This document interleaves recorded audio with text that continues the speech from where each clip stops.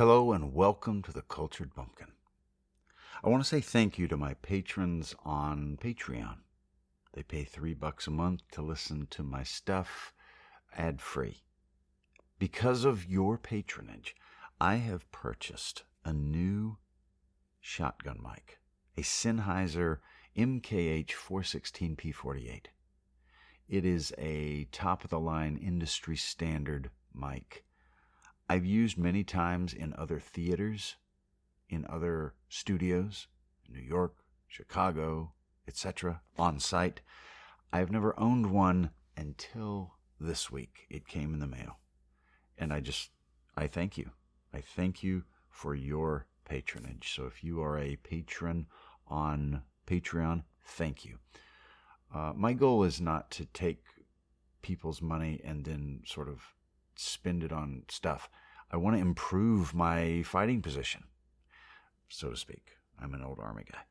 So by buying this mic, I am able to, it's more forgiving in places like my garage, right? Where in the summertime, in my studio, it gets so hot. My camera overheats and all stuff overheats. I overheat. What I'm able to do with this mic is sit in a place that's not ideal and yet come up with really good sound, record really good audiobook quality sound in a place that I don't die. So thank you so much.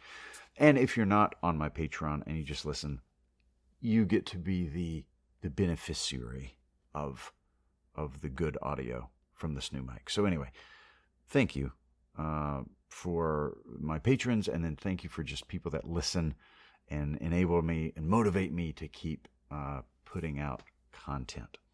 So in this episode, this is Edgar Allan Poe's The Masque of the Red Death.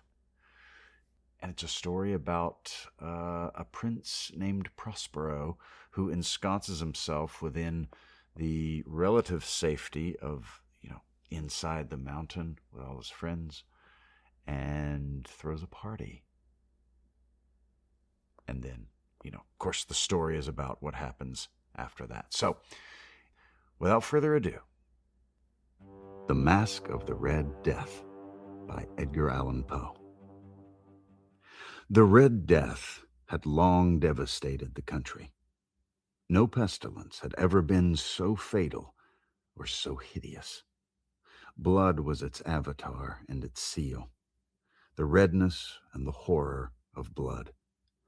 There were sharp pains and sudden dizziness, and then profuse bleeding at the pores with dissolution. The scarlet stains upon the body, and especially upon the face of the victim, were the pest ban which shut him out from the aid and from the sympathy of his fellow men. And the whole seizure, progress, and termination of the disease were the incidents of half an hour.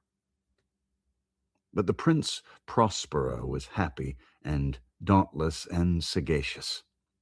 When his dominions were half depopulated, he summoned to his presence 1,000 hale and light-hearted friends from among the knights and dames of his court, and with these retired to the deep seclusion of one of his castellated abbeys.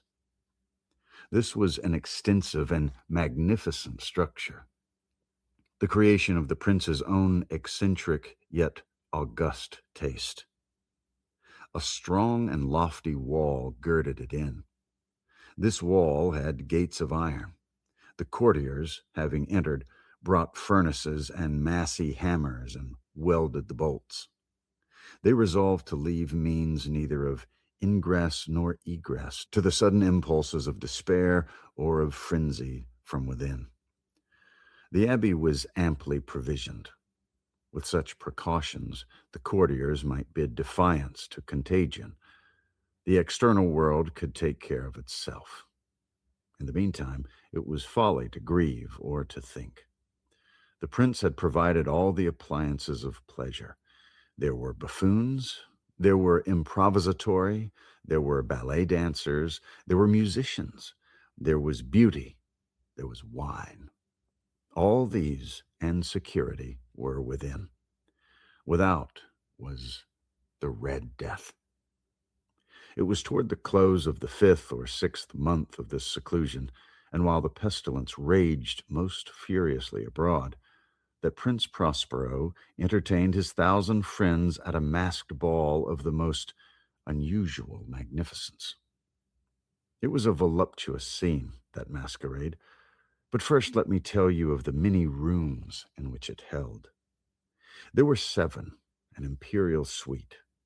In many palaces, however, such suites formed a long and straight vista, while the folding doors slide back nearly to the walls on either hand, so that the view of the whole extent is scarcely impeded. Here the case was very different, as might have been expected from the Duke's love of the bizarre. The apartments were so irregularly disposed that the vision embraced but little more than one at a time. There was a sharp turn at every 20 or 30 yards, and at each turn a novel effect. To the right and left, in the middle of each wall, a tall and narrow Gothic window looked out upon a closed corridor which pursued the windings of the suite. These windows were of stained glass, whose color varied in accordance with the prevailing hue of the decorations of the chamber into which it opened. That at the eastern extremity was hung, for example, in blue, and vividly blue were its windows.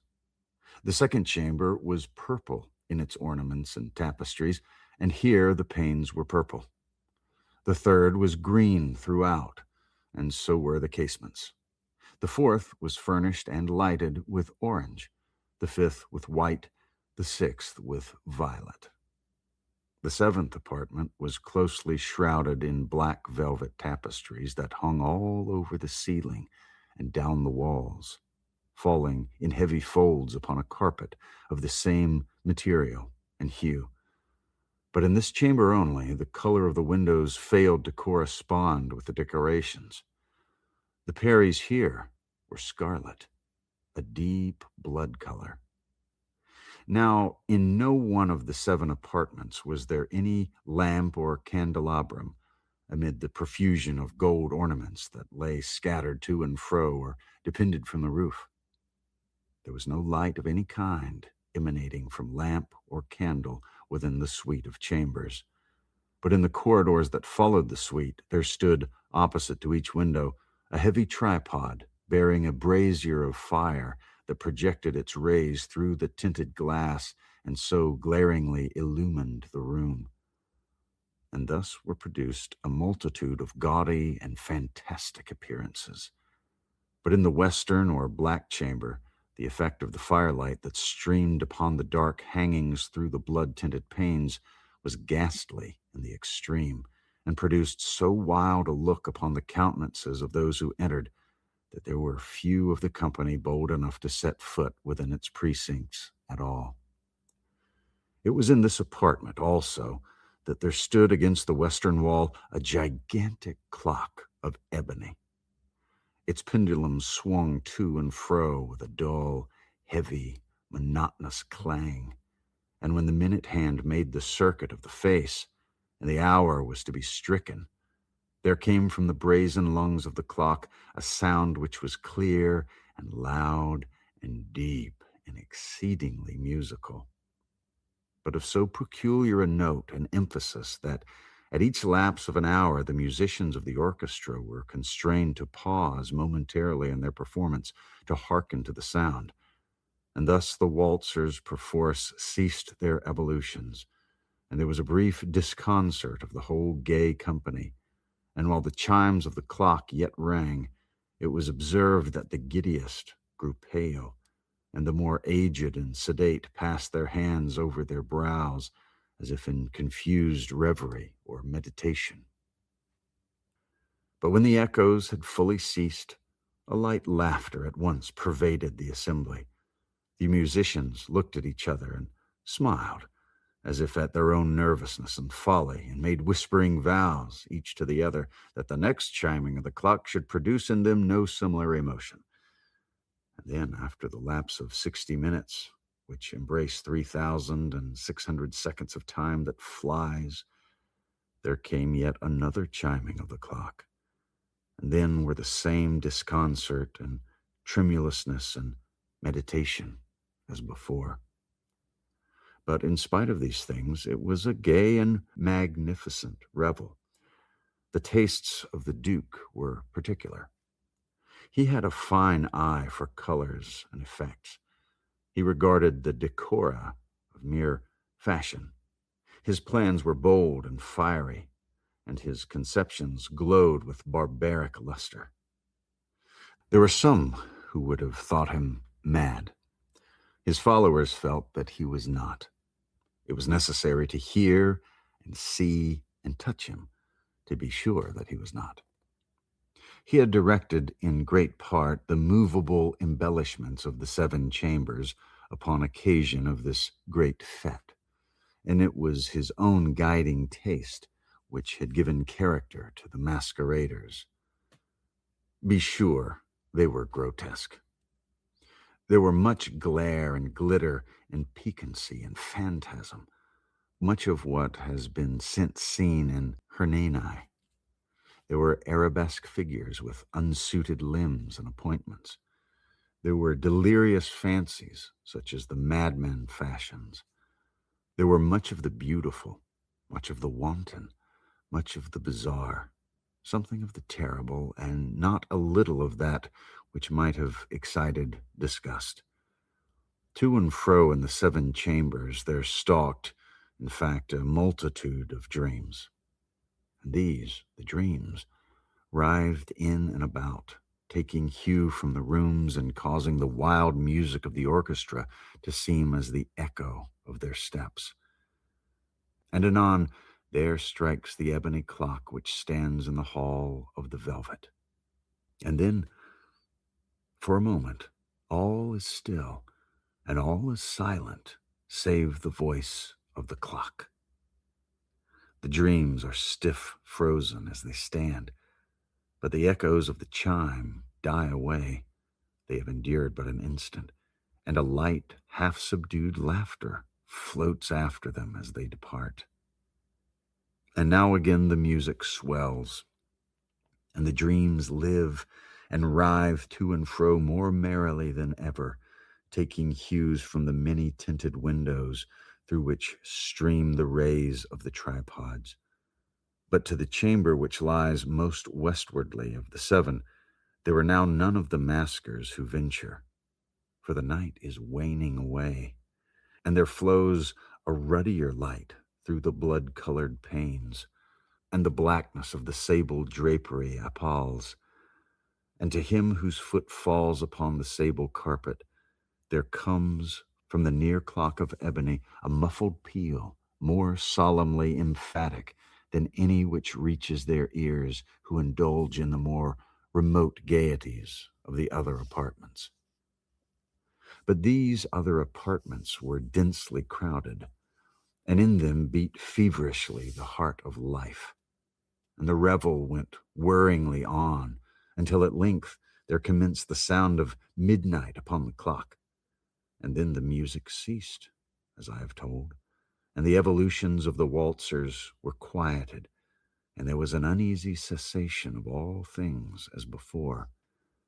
But now there were 12 strokes to be sounded by the bell of the clock, and thus it happened, perhaps, that more of thought crept with more of time into the meditations of the thoughtful among those who reveled. And thus, too, it happened, perhaps, that before the last echoes of the last chime had utterly sunk into silence, there were many individuals in the crowd who had found leisure to become aware of the presence of a masked figure which had arrested the attention of no single individual before. And the rumor of this new presence having spread itself whisperingly around, there arose at length from the whole company a buzz or murmur expressive of disapprobation and surprise, then finally of terror, of horror, and of disgust. In an assembly of phantasms such as I have painted, it may well be supposed that no ordinary appearance could have excited such sensation. In truth, the masquerade license of the night was nearly unlimited. But the figure in question had out-Heroded Herod, and gone beyond the bounds of even the prince's indefinite decorum. There are chords in the hearts of the most reckless which cannot be touched without emotion. Even with the utterly lost, to whom life and death are equally jests, there are matters of which no jest can be made. The whole company, indeed, seemed now deeply to feel that in the costume and bearing of the stranger neither wit nor propriety existed. The figure was tall and gaunt, and shrouded from head to foot with the habiliments of the grave. The mask which concealed the visage was made so nearly to resemble the countenance of a stiffened corpse that the closest scrutiny must have had difficulty in detecting the cheat. And yet all this might have endured, if not approved, by the mad revelers around. But the murmur had gone so far as to assume the type of the Red Death. His vesture was dabbled in blood, and his broad brow, with all the features of the face, was besprinkled with the scarlet horror. When the eyes of Prince Prospero fell upon this spectral image, which, with a slow and solemn movement, as if more fully to sustain its role, stalked to and fro among the waltzers, he was seen to be convulsed, in the first moment with a strong shudder, either of terror or distaste, but in the next his brow reddened with rage. "Who dares," he demanded hoarsely of the courtiers who stood near him, "who dares insult us with this blasphemous mockery? Seize him and unmask him, that we may know whom we have to hang at sunrise from the battlements." It was in the eastern or blue chamber in which stood the Prince Prospero as he uttered these words. They rang throughout the 7 rooms loudly and clearly, for the prince was a bold and robust man, and the music had become hushed at the waving of his hand. It was in the blue room where stood the prince, with a group of pale courtiers by his side. At first, as he spoke, there was a slight rushing movement of this group in the direction of the intruder, who at the moment was also near at hand, and now with deliberate and stately step made closer approach to the speaker. But from a certain nameless awe with which the mad assumptions of the murmur had inspired the whole party, there was found none who put forth hand to seize him, so that, unimpeded, he passed within a yard of the prince's person, and while the vast assembly, as if with one impulse, shrank from the centers of the room to the walls, he made his way uninterruptedly, but with the same solemn and measured step which had distinguished him from the first, through the blue chamber to the purple, through the purple to the green, through the green to the orange, through this again to the white, and even thence to the violet, ere a decided movement had been made to arrest him.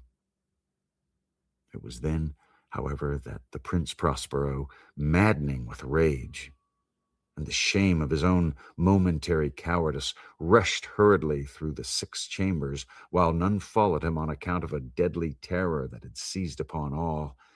He bore aloft a drawn dagger, and had approached in rapid impetuosity to within 3 or 4 feet of the retreating figure, when the latter, having attained the extremity of the velvet apartment, turned suddenly and confronted his pursuer. There was a sharp cry, and the dagger dropped, gleaming, upon the sable carpet, upon which, instantly afterward, fell prostrate in death the Prince Prospero. Then, summoning the wild courage of despair, a throng of the revelers at once threw themselves into the black apartment, and seizing the mummer, whose tall figure stood erect and motionless within the shadow of the ebony clock, gasped in unutterable horror at finding the grave cerements and corpse-like mask, which they had handled with so violent a rudeness, untenanted by any tangible form. And now was acknowledged the presence of the Red Death. He had come like a thief in the night, and one by one dropped the revelers in the blood-bedewed halls of their revel, and died each in the despairing posture of this fall, and the life of the ebony clock went out with that of the last of the gay, and the flames of the tripods expired, and darkness and decay and the Red Death held illimitable dominion over all.